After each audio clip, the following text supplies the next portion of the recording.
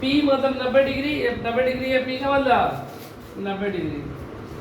X का मान अभी तुरंत हम लोग निकाले कितना 37 डिग्री, और Y हमें नहीं पता है।